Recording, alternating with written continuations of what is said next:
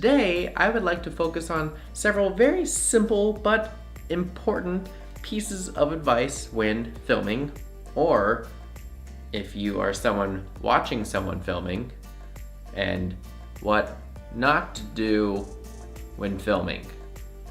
Very first simple piece of advice. If someone's just standing there minding their own business, don't just point the camera in their face and start recording. That's dumb. Never do that. Seems pretty logical, but actually a lot of people do this because if they're in public, they can technically get away with doing that, but it's a pretty messed up thing to do. Try to ask someone, hey, can I film your face? And then if they say yes, then film their face. If they say no, don't film their faces. Next, a very simple way to stand when filming. My legs are together, my elbows are together, and camera is central. Elbows are kind of in, When you're doing this, you can be very still. See? Doing this helps you to have a very stable shot. When your arms are out wide, it's very easy to be all wobbly blobbly, but then when they're in, it's easier to stay stable. If you want even more stability, spread your legs out wide and then do this.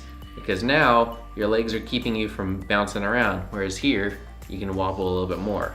So legs out wide, arms in. For the C100, I have a very specific grip that I use, which is keeping one hand in the grip, one hand underneath, and I wrap my fingers around like this. And then that way, when I want to adjust my lens, I can actually go like this with my thumb and do all sorts of crazy things. I can adjust the focus or the zoom, and I'm always keeping this steady.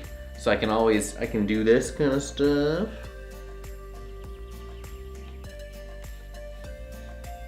Pretty good. One very simple tip on lighting is about shadows.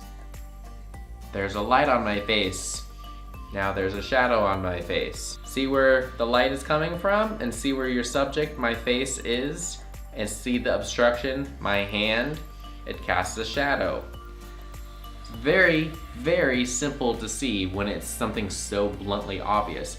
But if you have a harsh light on one side of the room, a subject on the other side, and then you have things happening in between, it's actually very easy to not recognize that you're casting a shadow when you actually are.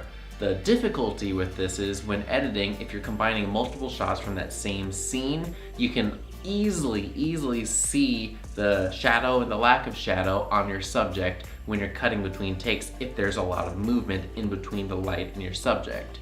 So pay attention to where all of your light is coming from and make sure that you're not obstructing your subject because of all the lighting thingies. In regards to lighting and sound, if you're being a little bit more advanced and you're using a boom mic, and in this case, let's pretend this is a boom mic, the boom mics that are usually held above people's heads.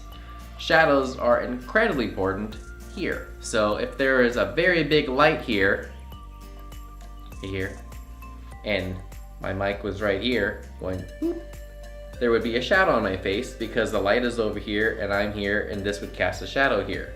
So if your light's there but there's no light over here, you want to, instead of putting this like this, you go like this.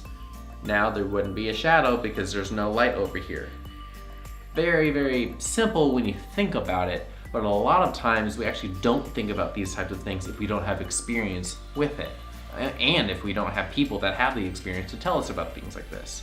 So again, seems basic, but super, super important. Now here are some super quick, really good tips on filming stuff. Put your phone on silent, you idiot. Take out all jingly things from your pockets. Keys, coins, lens caps, literally take it all out, because if you happen to walk around and you make those little clinging sounds, mics will always pick it up and you are gonna be in trouble. Have a complete lack of ego. Ego is the arch enemy of creatives, and I feel like a lot of humans in general. Drop an ego, say I don't know, say I want to learn more.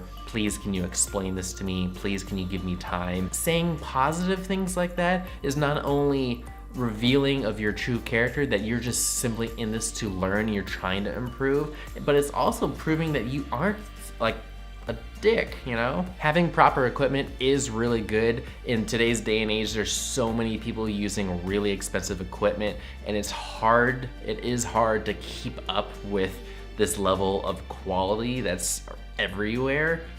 But if you are starting out, do not think that you have to spend all this money investing in such expensive equipment just to try to get close to where people are. It's gonna take you a lot of time to get to that level. So start small, start with just stories, start with finding your style, start with figuring out who you are as a filmmaker, as a videographer, and what you can do that might be able to separate you from other people. But the most important thing is simply to just get good.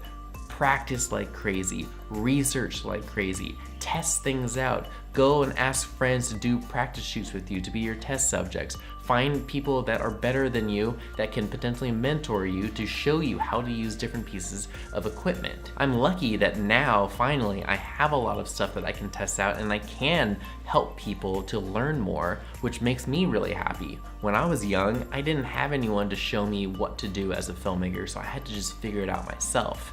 But if I had someone that was capable to show me some things that could save me, you know, I don't know, months of research, that would have been really cool. So always be willing to help people that don't know as much as you, and then always be searching for people that have more knowledge than you. I can't really think of too many other things not to do. So hopefully all of that was informative and you learned something, and I think I'm done.